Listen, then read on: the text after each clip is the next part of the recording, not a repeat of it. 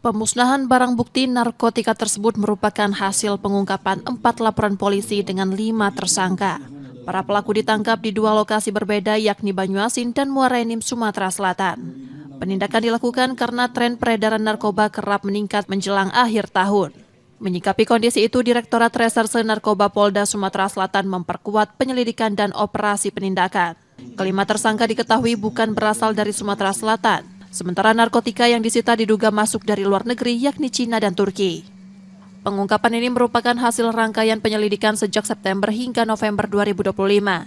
Sebelumnya polisi juga membongkar gudang narkoba di wilayah Ogan Ilir serta menangkap pengedar asal Aceh. Ada 4 laporan polisi dan 5 tersangka dari 2 Polres Musi Banyuasin, TKP-nya, 1 di Polres Muara Enim dan 1 di Polres Banyuasin. Barang bukti yang diamankan sabu sebanyak 2.665,77 gram dan ekstasi sebanyak 100 gram.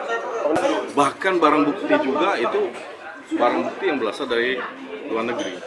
Dari mana itu, Pak? Negara mana? Cina dan Turki. Polda Sumatera Selatan menegaskan akan terus meningkatkan pengawasan dan penindakan guna menekan peredaran narkoba dan menjaga keamanan masyarakat menjelang tahun baru.